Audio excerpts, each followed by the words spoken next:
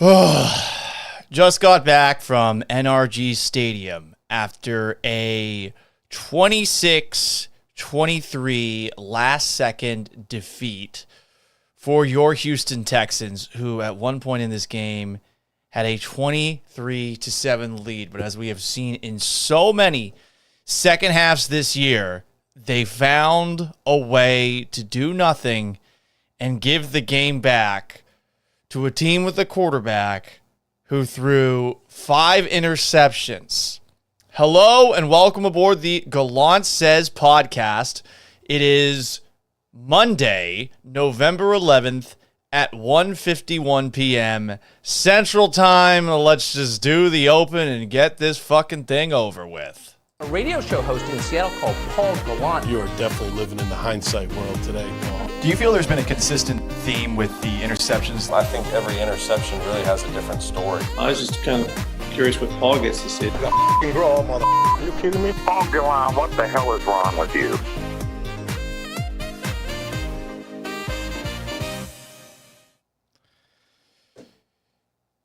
No one's surprised, are they? Is anyone surprised? I mean, this just feels so on brand for the Houston Texans. And even with these brand spanking new battle red uniforms, of course, this was going to happen. They were going to make us believe for a little bit of time, building up that lead, controlling the line of scrimmage, stopping a really good Lions rushing attack, moving the ball enough on offense despite no Nico Collins and, of course, a lot of issues on the offensive line. And then whether it's the Oilers or the Texans, this city seems to be cursed on the football front. There's lots of people to lay the blame at for this one. Let's just start with this. This idea that having more fun was going to turn the season around, that clearly was bullshit. Now, look, I'm all for this team finding ways to stay excited, to stay engaged over the course of a game. But if we're talking about serious reflection and improvement, is it really going to come from a team having more energy?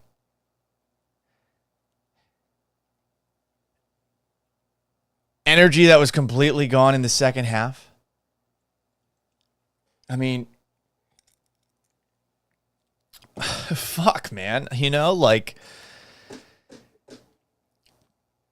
I think that's the worst part about this one is that everything that they said that they were going to do, I mean, it did look like they did it in the first half, but then as this game goes on, it's the same old shit.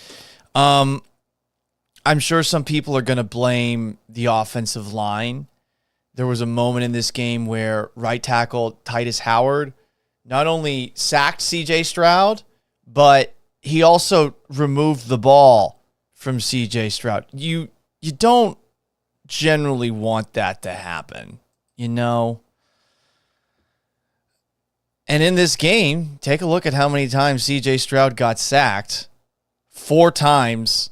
It's par for the course. They weren't able to get anything going on the ground. Take a look at the rushing yards. 28 carries for 56 yards. Mixon did all he could. You can lay this at the feet of Bobby Slowik if you want. I mean, just talk about a complete mismatch when it comes to coordinators. Your offensive coordinator, Bobby Slowik, this has been a year-long problem where it just is not possible for this team to move the football, to score points in the second half. 5 straight games without a touchdown. No points in the second half of this one, which again, they led 23-7. But I am going to blame CJ Stroud for this loss. I think it is on CJ Stroud. And you take a look at the numbers and you might not think so. 19 of 33 for 232 yards, a touchdown, and 2 interceptions. Oh, you didn't have Nico Collins. Oh, this offensive line is the worst. Oh, Bobby Slowik. Man, he's just not getting the most out of an all-world quarterback. I believe in CJ Stroud's talent. And I don't know if this is a sophomore slump. I don't know if this is some sort of regression like some are suggesting. All I know is that as I watched that game tonight, I saw Stroud miss wide open guys multiple times. Just go to the last drive of the game. The Texans' attempted field goal drive where poor Kaimi Fairbairn, who they're asking to do everything, is unable to make a 58-yard field goal. I mean, that's what they were banking on at the very end instead of their all-world quarterback. On that drive, second play, Stroud throws a ball to John Mechie. He has Dalton Schultz wide open on a post route over the middle of the field.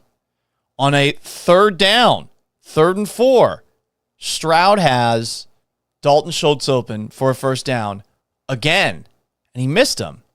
That's 2 times. If you were listening to the Texans radio call of the broadcast, and I encourage you to, it gives you a much better perspective if you want to look at it from the Texans' perspective than these national broadcasts ever are going to.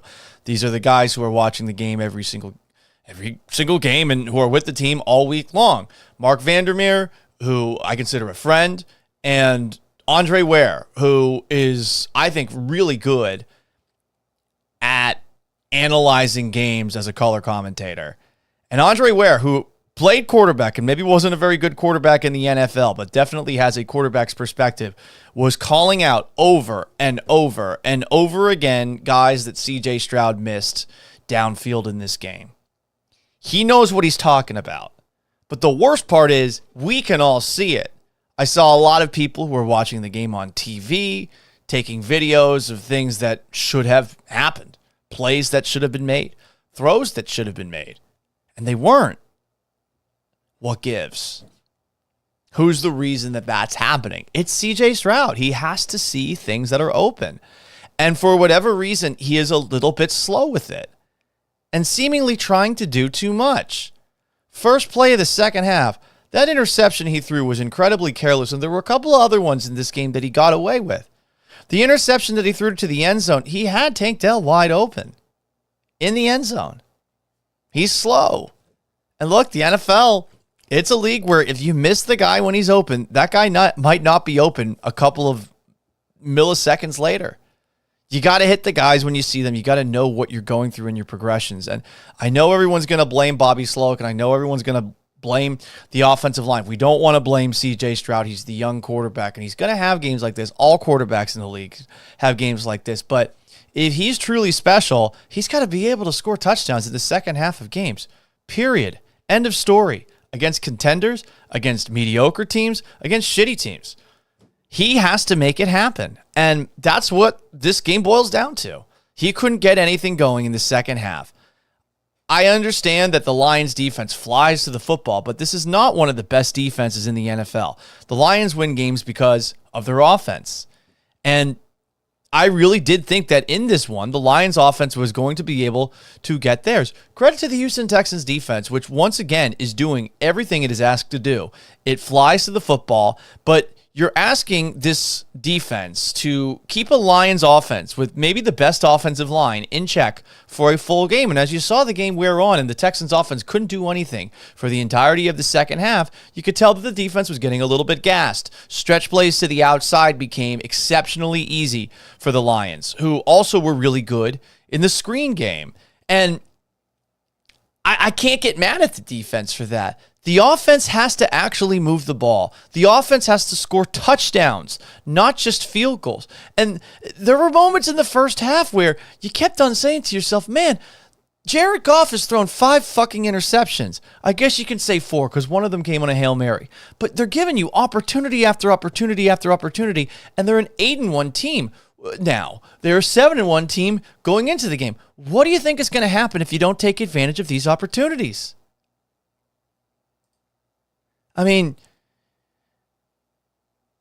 they got to the Detroit Lions 3 on their second drive of the game. It's a Juice Scruggs holding penalty, but it's still first and goal at the 13. And First thing, Stroud throws a pass short right to Joe Mixon. Incomplete. Stroud gets sacked. They have to kick a field goal. Very next drive after the Lions score a touchdown, they march downfield. Just kidding. They got a massive penalty, 41 yards, via Xavier Hutchinson being pushed on a pass interference. They did nothing else on that drive.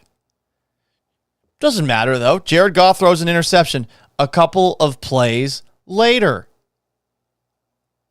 Of course the Texans are finally going to take advantage of this one. Nope. And look, Robert Woods did drop a touchdown pass in the end zone on that drive, but you're settling for a 29-yard field goal there. All of these add up, and what's really frustrating is you know what they are capable of doing, because that drive that CJ Stroud had right before halftime to give the Texans the 23-7 lead was fucking fantastic. It was beautiful. I mean, he made some impressive throws there. He got him moving quickly. I mean, there were 54 seconds left, and they scored a touchdown with 12 seconds to go. It was brilliant. But moments like this are so rare, and it feels like CJ Stroud's trying to do too much. He's holding on to the football, not getting it out quickly, getting sacked. And again, you can keep blaming it on the offensive line all you want. You can keep blaming it on Bobby Slowik. And sure, those guys do share in the blame in tonight's loss. But I think more than anyone, after tonight's game, CJ Stroud is the most to blame for them losing. And I know some people don't want to hear that, but we can't say that CJ Stroud is immune to the criticism. And you take a look at the press conferences, and we'll react to some of the actual things said at those press conferences on tomorrow's show. We're going to try to do it 3:30 after my radio show from noon to 3. And you can also listen to that too. Me, Joe George, Sean Mapes on ESPN 97.5, 92.5, on YouTube at ESPN Houston, et cetera, et cetera, et cetera.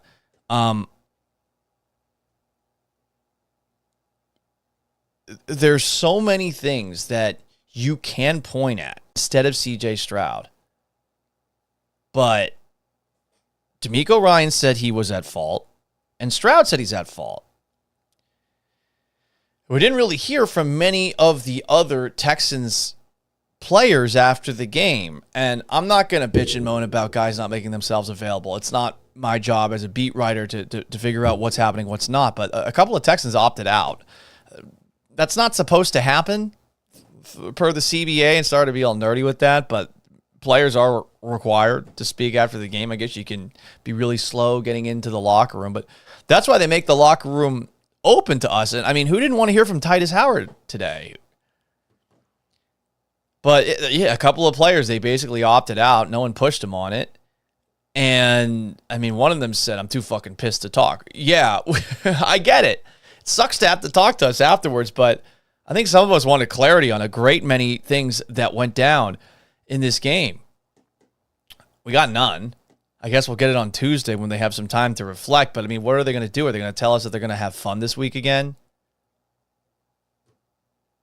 Well, what other juggling can they do on the offensive line, which now is just incapable of run blocking? And poor Joe Mixon. I thought Joe Mixon played his ass off in this game. He was doing all he could, but there's nowhere to go. And Stroud just wasn't helping him in this one. I'd like to think of positives. If you got any for me, please tell me. Rick the Ruler 713 comments on our YouTube at Paul Gallant. Offense sold the game. 5 interceptions and you still lose. It's incredible, isn't it? 5. Goff was bad in this game. Bad. I mean, you open up the second half with an interception and Goff gave it right back to you. 3 plays later. That was a terrible interception, that deep pass to Sam Laporta. But then you go 3 and out. Lions score a touchdown. You throw another interception. But then Goff gives it right back to you again. It's incredible just looking at the drive chart and the opportunities that they had and how little they were able to do with it. And I mean, after a night like tonight, I guess I'm talking about the best things that happened in this game. Is Tommy Townsend, the punter, one of the most impressive Texans in tonight's game? It sure feels that way. Now, after the game, the players supposedly had a players-only meeting. It's a little concerning that that's happened now, twice in a week, right? Jonathan Alexander of the Houston Chronicle had this awesome feature about Joe Mixon stepping up in the midst of a team meeting, calling the entire team out, including himself, but also doing it in a positive way. And it's very clear he's maybe the biggest leader on this team after CJ Stroud. And he's saying all the right things, and he's saying, I got confidence that we can figure it out. But I got to wonder how many other players in that locker room are feeling that same confidence, you know? Genesis Hall comments, I'm so done. We keep shitting the bed in the second half. Like, what the actual hell are we doing? At this point, it is just who they are. I wish I knew, Genesis. I wish I knew why they haven't scored a touchdown in 5 straight second halves. And yeah, it's 5 straight. 5.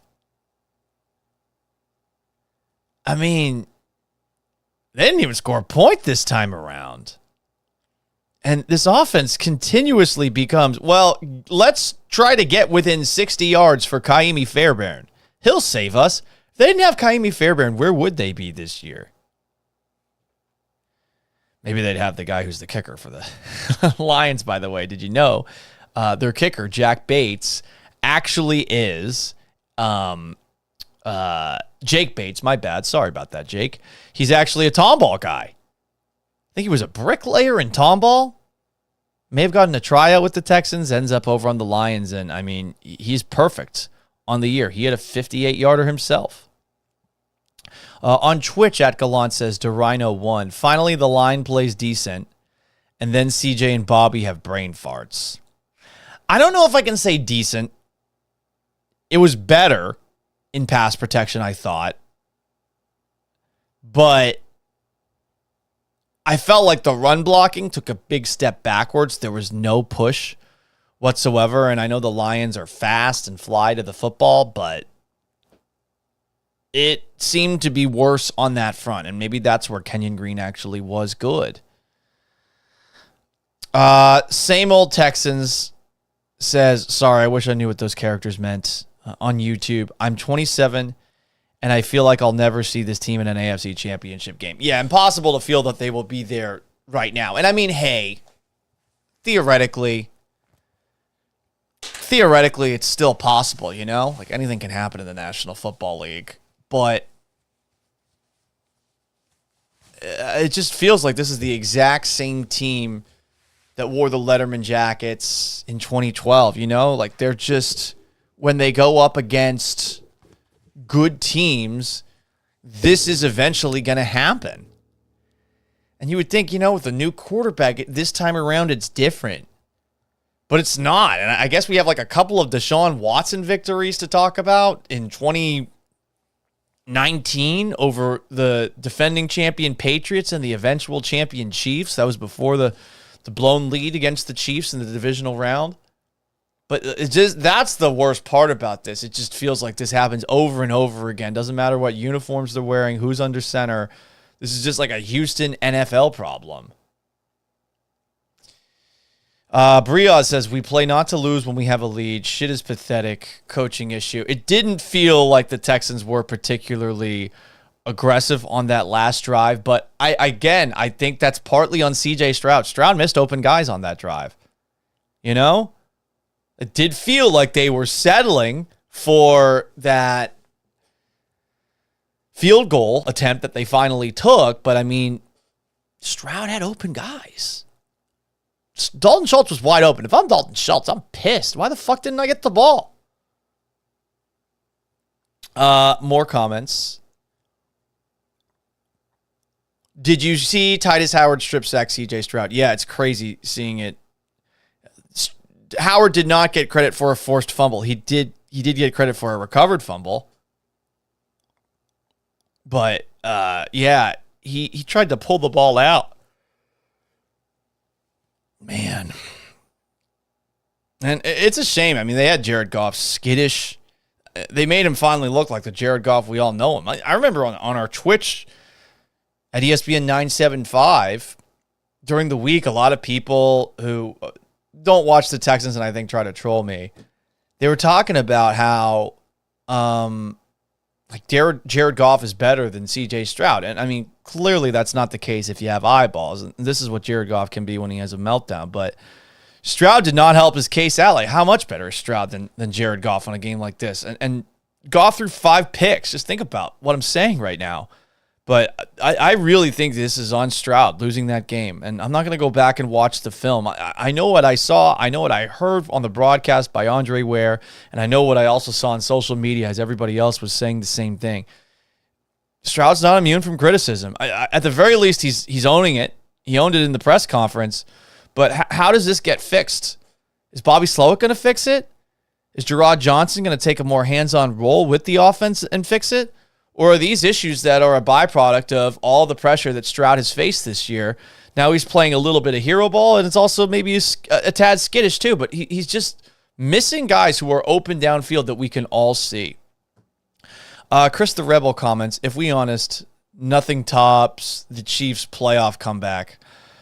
Yeah, that one was rough, but this is similar. That's what fucking sucks. This is very similar to something that we see, it feels like, annually. You know, like there's always a game where they're playing against a team that's better than them, and they show up for a little bit of time, but at some point, they're going to give it up.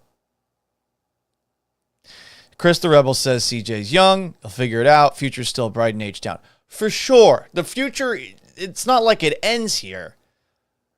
But we're talking about the same fucking things every single week, right? I mean, every single week, it's some combination of they can't do anything on offense in the second half. The defense eventually runs out of steam after playing well and allows points that aren't matched by the Texans on the scoreboard. The offensive line struggles to protect CJ Stroud. Bobby Slowik makes some bizarre play calls. And it's a shame because early on in this game, I thought Bobby made some good calls, and then he got a little too cute. And then he got a little too conservative. And it's every single week. That's the worst part about this. So why should we expect anything to be different in the near future? And it's why it really pissed me off hearing the Texans asking us, whether it was DeMeco Ryans or some of the offensive linemen, to focus on positive reps. Fuck the positive reps. It's about totality. It's about consistency. And Stroud talking about fun this past week. Listen, I like CJ Stroud a lot. I think he's a thoughtful, insightful guy. I really do. I in fact, feel it's pretty cool to see a guy have that kind of faith that he has. Personally, I wish I still had faith in a higher power to the degree that he has. But saying that, hey, I had a conversation, with God, I did some reflection, and I thought to myself, I have to have more fun. Well, fun can only happen if it's natural. It can't be forced. The team can't get energetic for the offense on the sideline if that's what happens. And being energetic, if you're a defensive player watching this offense, that's not going to continue the offense's success. And that's one of the things he brought up this week as if it would make things better. And I mean, really the only thing that was going to change things was some sort of transformation of what they're doing on the offensive line. And they did shake it up a little bit. They moved Juice Scruggs to left guard. They moved Jarrett Patterson back to center. And again, there were some moments where the pass protection looked better, but Stroud still got sacked 4 times. He's still on pace to get sacked a ton. He got skittish several times, it felt like. He missed receivers that were open downfield. He was late. He threw that interception in the end zone. He threw the interception so careless. First play of the first half. There were a couple other moments, second half. There were a couple other moments, too, where he could have thrown interceptions, and he got lucky. And you got to ask yourself, hey, at one point, is he going to learn from those? Because it feels like he's trying to do too much right now, and yet in trying to do too much is missing a lot of really simple things that are right in front of him.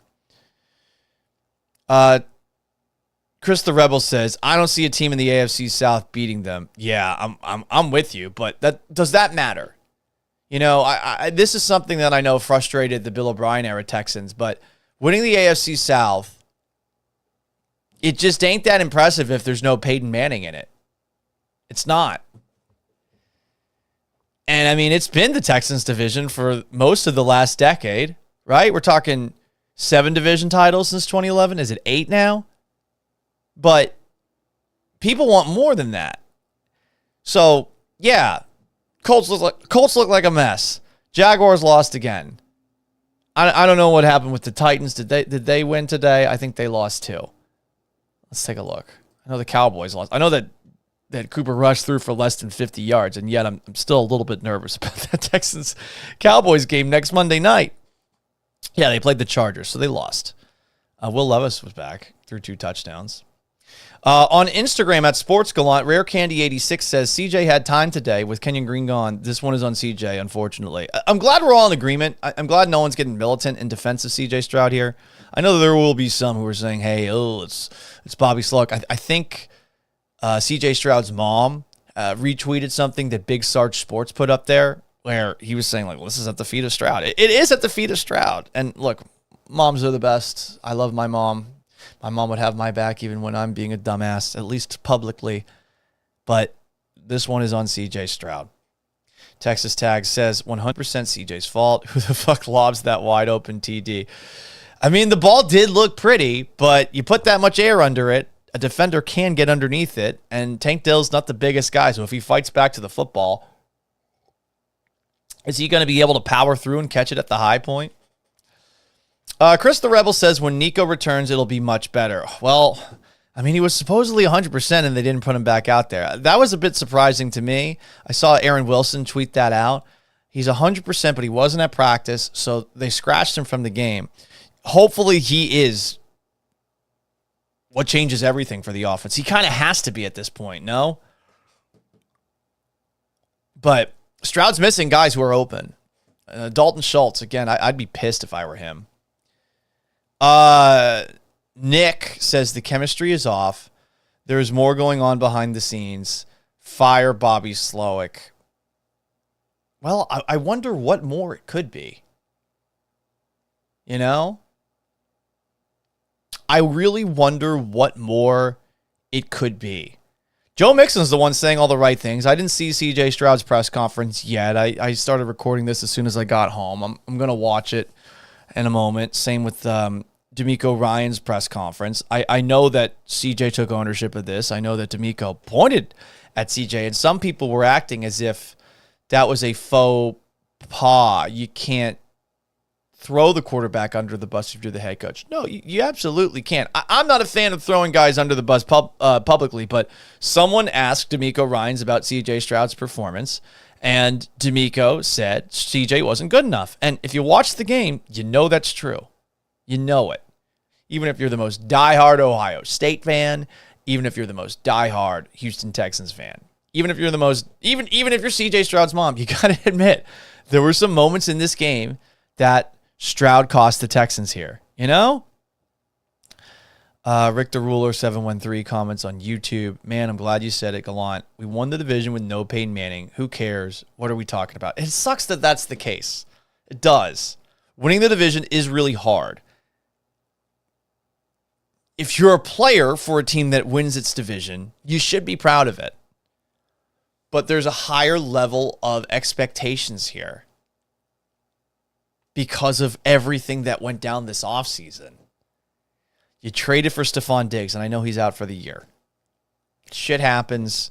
It does make the trade a failure, but it was a ballsy trade, and I don't second guess it by Nick Caserio. I mean, he's just out for the year. And now you're down a second-round pick. You got Danielle Hunter. Danielle Hunter, I thought, had a pretty good night tonight.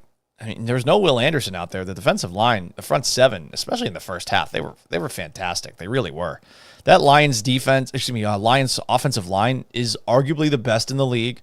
And they've got those two running backs who like to call themselves Sonic and Knuckles, Jahmyr Gibbs and David Montgomery. And for the most part, you kept them in check until late when you saw a couple of nice plays by Jahmyr Gibbs off the edge. And I think maybe one was Montgomery and one was Gibbs. 32 carries, though, for 105 yards by maybe the best running team in the league.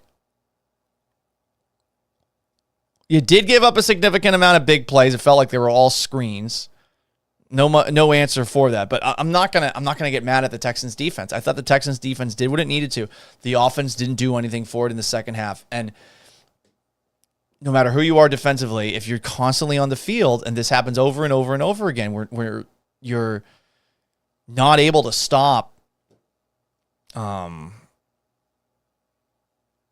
not able to move the football and score touchdowns or just give the defense a blow, they're going to have some moments where they ultimately falter. World of Warcraft Spartacus says, it sucks how they tease the fans looking like an elite team just to lay an egg and send home everyone sad. Here's the thing, though. They didn't look elite tonight. I felt like the first half was 100%. The Lions were giving them chance after chance because Jared Goff was having a bad game. And they didn't take advantage of it. I mean, look at the results of the drives in this game, and specifically in the first half. I'm just going to say what happened for each team and run through it really quickly, looking at the drive chart for this game. First drive of the game, interception, Texans score a touchdown. Second drive of the game for the Lions, 3 and out, field goal. Lions answer with the touchdown. Again, the Texans get a field goal after inflicted mistakes on both of those drives, stalled them. Lions throw an interception 2 plays later. The Texans had the ball at the Detroit 36 to start the drive. Field goal.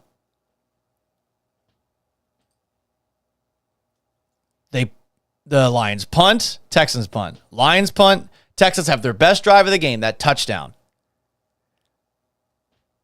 Second half opens. They throw an interception. Lions throw a pick right back. Texans have to punt. Then the Lions score. Then CJ Stroud throws an interception in the end zone. And it's these situations where they don't come away with touchdowns that are the reason that we have been second-guessing them all year. You can't look at that first half and say they were elite. You can take a look at that first half and say, Jesus, Jared Goff threw 3 interceptions. The last one was a Hail Mary. Is it really an interception? I actually agree with Chris Collinsworth saying maybe you put an asterisk next to that one. I didn't hear him say that on the TV broadcast, but I saw somebody quoted him on that and talked about it. But look, like, he threw 3 first half interceptions, and you're up 23-7 instead of being up, given that you had a short field a couple of times. You should have probably, I mean, is 4 touchdowns asking too much? Is 3 touchdowns fair? You needed at least 1 more, and you never got it. More comments here on YouTube. Texas Tag says, that was odd. I thought it was going to be Tank Dell sitting and Collins in the lineup. I think Dell showed up on the injury report late in the week. Chris the Rebel says, I'm a diehard football fan. CJ played terrible in the second half. Correct. Characters that I cannot, I do not know how to describe, and if you want to write the phonetic pronunciation of it, please do. I think that's is that Korean? I could be wrong.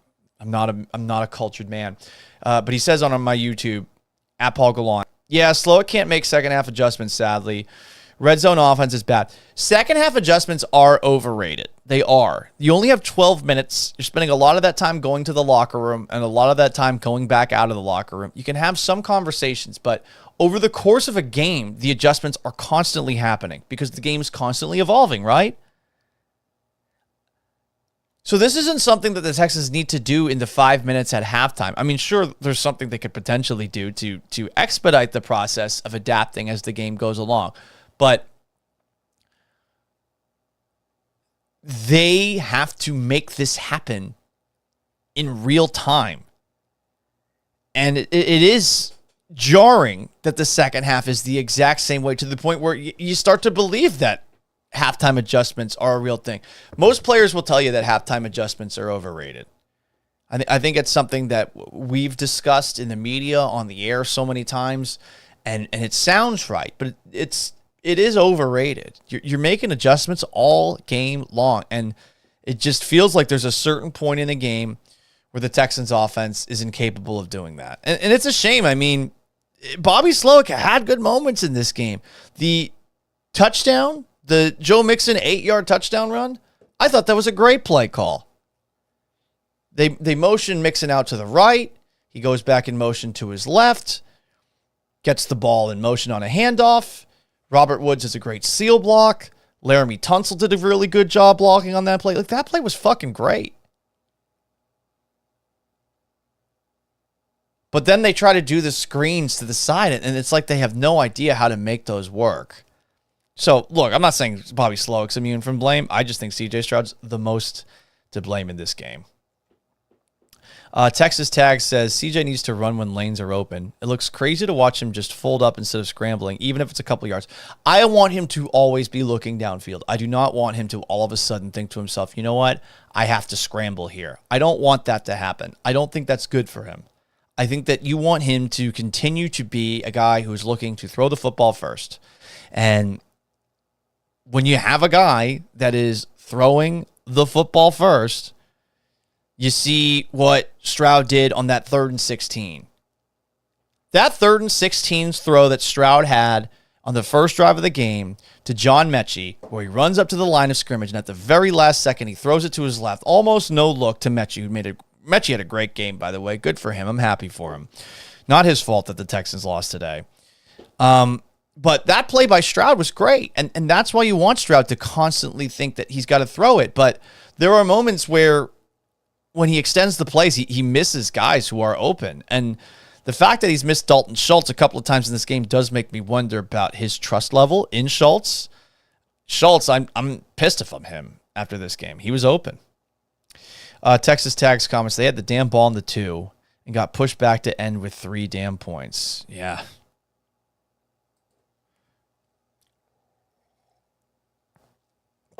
They had the ball at the 2, didn't score a touchdown. They had the ball at the 11 and didn't score a touchdown. They had the ball at the 30 and threw an interception. Oof. This one sucks. It just hurts. And I'm very curious about the mental makeup of this team. Because we heard this week that they met as a team and talked about things. They made Joe Mixon a captain. And, you know, you read that article that Jonathan Alexander made in the Chronicle. I highly suggest you do it. It's actually worth a subscription. You see a moment like that and you think, this is the turning point of the year. And as we got closer and closer to game time, I was talking myself into the possibility of they can win this. The NFL is weird. And they still almost did it.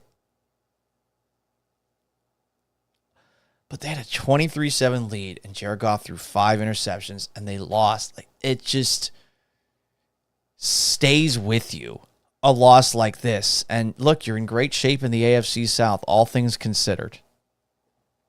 I mean, you're 6-4, and you know, you should be better than that because the same thing happens every single week, and you would think if you're a well-coached team that you'd be able to clean some of that up. But Colts are 4-6, and you've beaten them twice. Titans are 2-7. Jaguars are 2-8. By the way, the Texans weren't not playing Nico Collins because they saw what happened in the division today. That's fucking stupid. I saw some people pushing that. That's not how teams work. Teams are going to put their guys out if they're healthy. If they're not healthy, they're not going to play them. It has nothing to do with the way that the AFC South is going.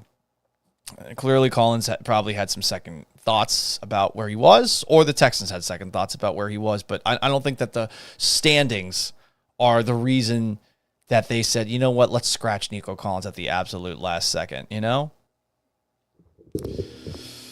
More comments here. Brio says, Slowik be like 2nd and 30, better run it up the middle. 3rd and 15, halfback draw. Laughing my ass off. Yeah, similar to Gary Kubiak, circa 2011, 2012 in that regard. At least in this game tonight. Briaz says, dude is lost in the sauce. I wish I was lost in the sauce. This is a little Arberg 10 that I'm drinking right now in a Houston Texans cocktail glass. Because hopefully I'll be able to fall asleep. I had so much coffee. Whenever I go to these games at NRG Stadium, I just drink a ton of coffee. And I have a tough time going to sleep. Even though sometimes I can fall asleep after drinking a cup of coffee. This one's a little bit harder.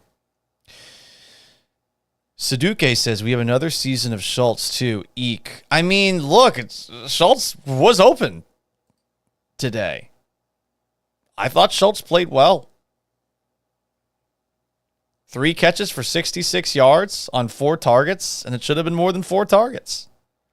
John Mechie's your leading receiver in this one. 5 catches for 74 yards in that touchdown. That was a great touchdown catch that he made in traffic. Had a guy with his arm underneath his arm. That was a great catch right before halftime. I was really pumped when they took that 23-7 lead. I really was. And they blew it. I wish it were surprising. That's the worst part of this. I wish that it was surprising that they blew a 23-7 lead on national TV wearing those beautiful new uniforms.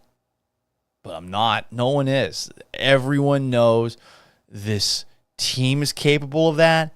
Everyone knows this city is capable of that. No matter who is wearing an NFL uniform here, this city has some sort of loser DNA on the football field that makes it seem cursed.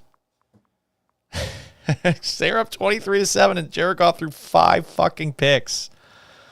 Oh. Dorino1 says at least one Houston team beat Detroit today. Go Rockets. Yeah, good for the Rockets. The fucking Astros lost to the Tigers. Detroit kind of owns us right now.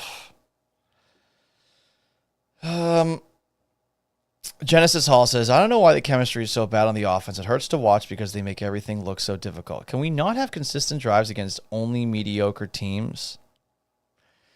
Well, honestly, I'm looking for consistent drives against anybody. I mean, the Patriots are the only team that they've made it happen against. And honestly, I wonder, had they played the Patriots with Drake May having a couple more games under his belt, because they seem to have a new life all of a sudden today. I watched that Patriots-Bears game. The defense was flying all over the place. I don't know that the Texans would have been able to do what they did. I mean, they had a bunch of busted open runs that they had in that game, right? Like that was a Joe Mixon and Dameon Pierce special. They had a couple of big runs, but for the most part, it was tough goings for the ground game.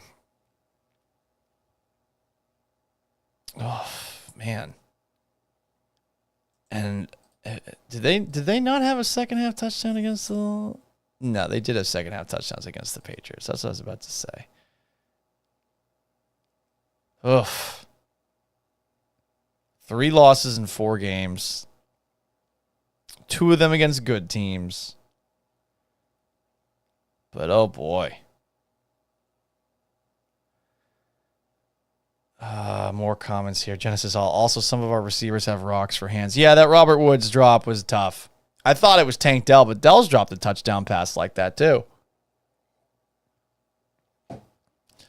Dorino1, yeah, you brought up the Houston team beating Detroit today. I think Jalen Green posterized Cade Cunningham. That's fun. What else do we talk about here? What else do you want me to hit on? Because I can't really think of anything else. I feel like I've been saying the same thing over and over again. I wish I was shocked. I'm not. This is just who this team has always been since I started covering them. There's always little flickers where you start to believe maybe this is the time that they're going to really impress me. And it's always for naught. I feel for you. I really do. I feel for Texans fans right now. And I want this team to do well. I'm not going to consider myself a diehard fan like a lot of you guys are. But, I mean, this bothers me. I can't even imagine how you guys feel. And then you wonder at the end of the year if the Texans are, fighting for seeding. Do you look back? Which one of these do you look back at and regret the most because of your inability to do anything in the second half? Like this Packers and Lions lost. Oh boy. And I mean, shit, against the Jets, they looked like they had it in control in the first half of that game too. Thanks to Malachi Corley and that stupid fumble of his.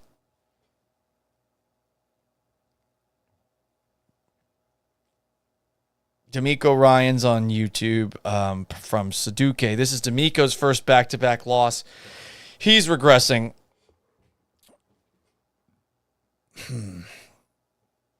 Clearly, whatever he's telling them isn't helping.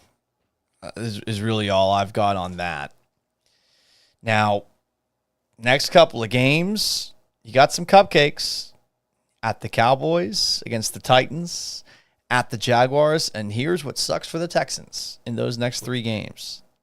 You lose any of those games, you're going to get shit on. You win all 3 of them, no one's going to care. No one's going to care.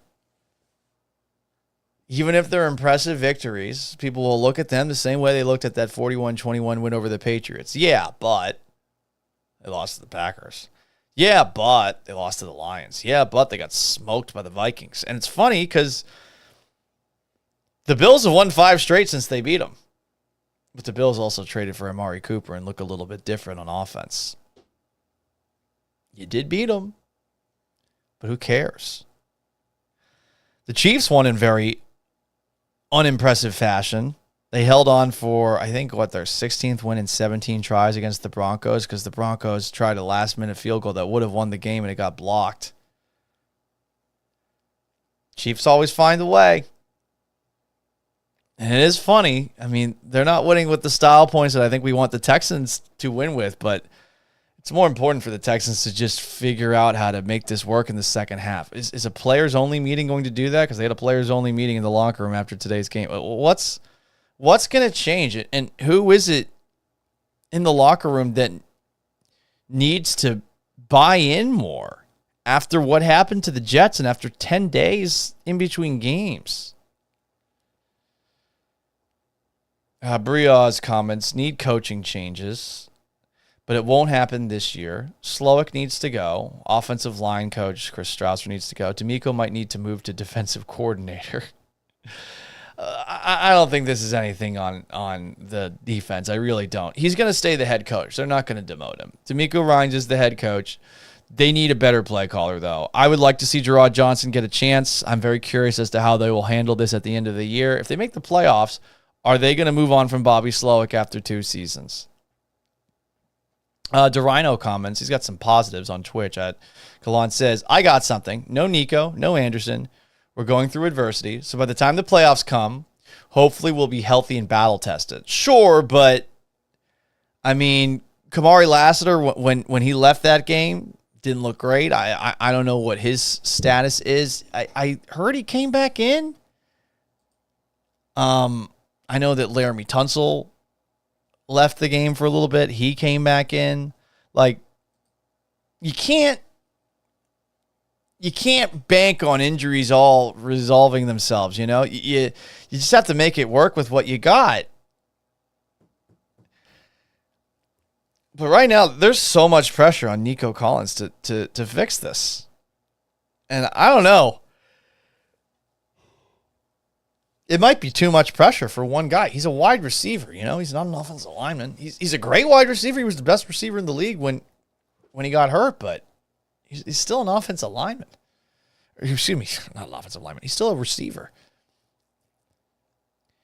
More comments here on YouTube. Genesis Hall. What can you even do to address the sputtering offense? It's the same thing every game. It becomes a Texan staple this year.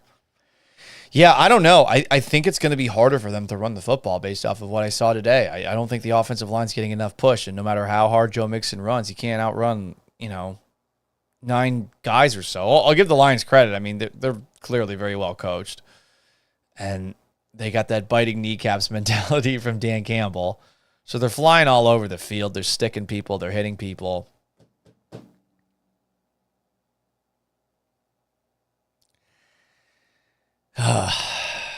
I really don't know what the answer is. It just, as the game goes on, it feels like the Texans start doing weird stuff on offense.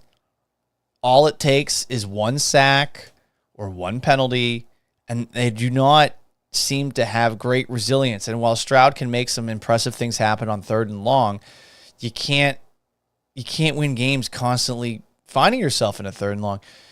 You can't win games constantly asking Kaimi Fairbairn to kick 58-yard field goals. And that's the worst part about at the end of that game.